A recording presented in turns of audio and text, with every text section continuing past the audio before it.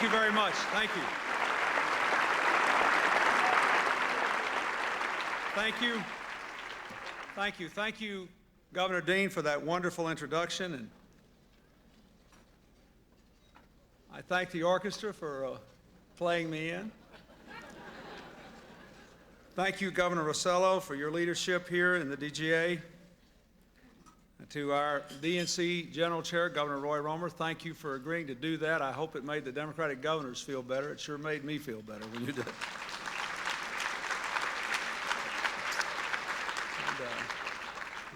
Our Democratic National Chairman, Steve Grossman, thank you for being here tonight. And thank you, Santita, for singing again. Got me in a good humor before I had to come out and speak. You all know that the Vice President's coming over later. I'm just the warm-up act. But that's probably as it should be. At least that's what he asked me to say right before I left the White House. I thank you for understanding why I can't be here all evening. As you know, the State of the Union is tomorrow night, and I hope that the governors who are here will be staying for it. We have a place for all of you. It's a very different city than it was a year ago. A year ago, we had a cold wave, and a cold wave in politics so bad that it shut the government down. And the American people had something to say about it in the months ahead after that, and then definitively in November. And it's a lot warmer outside this year than it was last year, and I like it.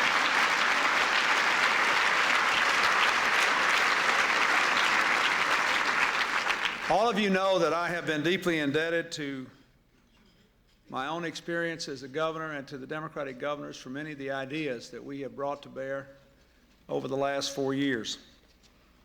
Our country has produced 11.2 million jobs for the first time in history in a 4-year presidential administration. We have crime has come down in every year. The welfare rolls have dropped by 2.25 million, the largest amount in history. Inequality among working people has started back down again after a 20-year increase, with particular drops for single parents working to support their children, the elderly, and African Americans.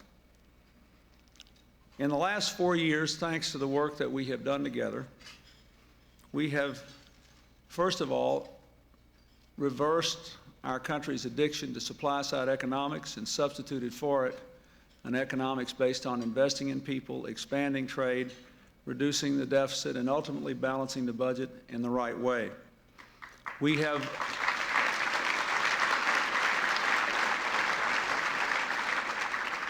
restored the family and community as the centerpiece of our social agenda with initiatives like the Family and Medical Leave Law, which we celebrated the 4th anniversary of just this week, and which I hope to expand in this coming session of the Congress, and I hope you will help me do that.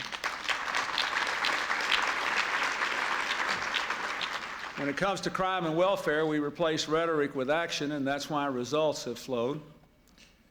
We have redefined the role of the government. No longer do the American people believe, and no longer they are being told that government is the enemy. They know that the role of government is to be our partner, to give us the tools to solve our problems, and to create the conditions in which Americans can flourish. And finally, we have reaffirmed the importance of our national community. No longer is it a commonplace in our national politics to see victory come from dividing Americans by race, by gender, or in any other way. And I'm proud of that, perhaps proudest of all, that we have rebuked the people who want to divide us as a nation. That's what the Democratic Party is all about.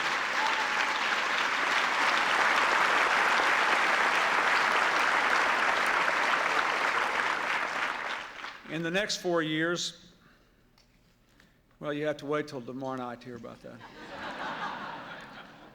But let me say that in the next 4 years, I will still depend upon the Democratic governors for your ideas.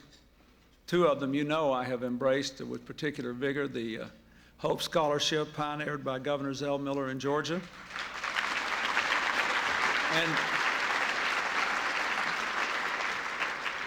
the idea of providing national certification to the most excellent teachers in America, pioneered by Governor Jim Hunt in North Carolina. I thank you both for that. And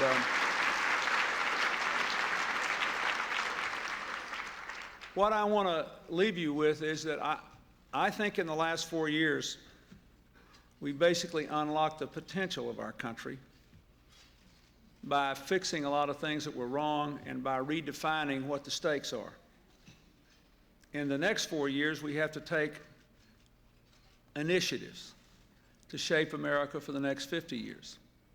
And what I want you to think about when you go back home is this. It's not very often that a country has a period of such enormous peace and prosperity and yet is still confronted by such great challenges. And what has brought us to this moment in history is the incredible rate and scope of change of the time in which we live. We're not just moving into a new century and a new millennium, we're moving into a whole new way of doing things. It's changing the way family life works, it's changing the way work life works, it's changing the way people relate to each other in society and across national borders. It poses particular challenges for our educators, but also challenges for all the rest of us. We're also learning a lot of things that impose new responsibilities on us. I know that the Democratic governors heard from my friend Rob Reiner, who's sitting out here at this table, who's passionately concerned about what happens to children from the time they're born until they're 2 or 3 years old. We now know things about those years that we never knew before. And that imposes upon us responsibilities we never had before. Because we now know we can prevent problems from occurring we didn't think we could, and we can unleash potential we didn't know was there, and that requires us to behave in a different way. So tomorrow night I'm going to try to talk about the next steps I think we have to take. But I want you to think in big terms about this. Every time a governor is elected who has real vision and real understanding and a real willingness to take prudent risks, to tap the potential of this moment, we have advanced the cause of freedom and democracy, and we've given more people a chance to light up their own lives. That's really what all this is about. Democracies normally don't do very well in times of peace and prosperity. They sort of get complacent and kind of go to the golf course twice a week. Sounds like a good idea to me. Unfortunately, we don't have that luxury now, not if we're going to do what we ought to do. So that's what this is about tonight. In the next 2 years, we'll be seeing 38 governor's races come up for a vote of the people, affecting 80% of the people who live in this country. And the decisions that will be made by those governors will chart the course for the next century.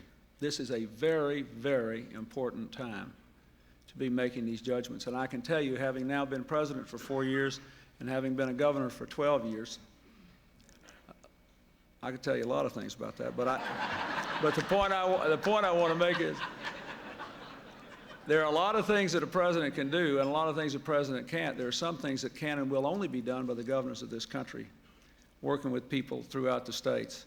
It matters a great deal. You know that. That's why you're here tonight. But as you think about this tonight and tomorrow night at the State of the Union and the work that I'm going to help you do in the next 2 years to try to make sure we elect more people from our party to the state houses to move this country forward, just remember, usually democracies get lazy in times of peace and prosperity. The changes and the challenges of this time do not permit us to do this. If we do it, we will regret it for a very long time. If we don't, you ain't seen nothing yet. Thank you, and God bless you.